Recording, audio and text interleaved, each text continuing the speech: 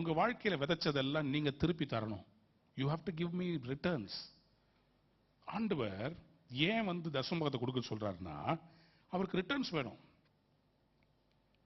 லேவியராகமம் 27ஆம் அதிகாரத்தில் நீங்க வாசித்து பார்த்தீங்கன்னா, தசமபாகம் நீங்க கொடுக்கலன்னு சொன்னா, இதை மட்டும் நான் சொல்லி முடிச்சிடுறேன். I will give you the explanations of other things this evening.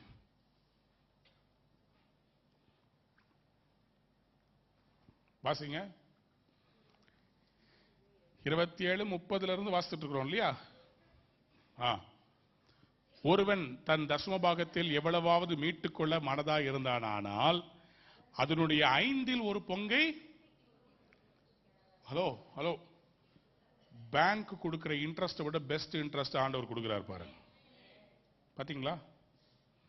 ஒருவன் தன் தசமபாகத்தில் எவ்வளவாவது மீட்டுக்கொள்ள மனதா இருந்தானால் அதனுடன் 5இல் ஒரு பங்கை, அப்படின்னா எவ்வளவு வரும்? 5ல் ஒரு பங்குனா எவ்வளோ? 100ல் 10, 10ல் 1, 5ல் 2னா 20% இல்ல? எடுத்துக்கலாமா? 5ல் 1 எவ்வளவு பர்சன்ட்? 5ல் 1னா 5ல் ஒரு பங்கு 20%. 5 2s are போங்க. 5ல் 1னா 20%. அப்போ ஆண்டவர் சொல்லாரு, நீ எனக்கு கொடுத்த தசம பாகத்தை உனக்கு திருப்பி வேணா 20% கொடுத்து பாரு, நீ போட்ட தசம பாகத்தை உனக்கு திருப்பி கொடுத்துறேன்.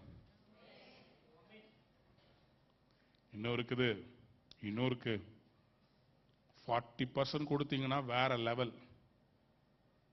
சகேயு ஆண்டவர்ட்ட சொன்னா 4 மடங்கு நான் திருப்பி தரேன், 40% திருப்பி கொடுக்குறேன்னா.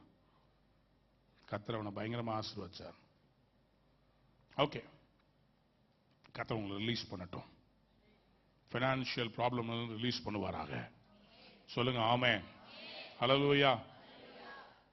நான் இது வரைக்கும் சிலருக்கு RSS ஆல அடி விழுந்திருக்குது, சிலருக்கு கப்பல்ல போய் இல்ல அடர்ந்த காடுகளுக்குள்ள போய் கொசு கடிச்சு ஊழியத்துல பல உபத்திரவங்களை பட்டிருக்கிறாங்க. எனக்கு உபத்திரவம் என்ன தெரியுமா? ஊழியத்துல பண நெருக்கடி. அந்த உபத்திரவத்தை நான் பெருசு பண்ண விரும்பல.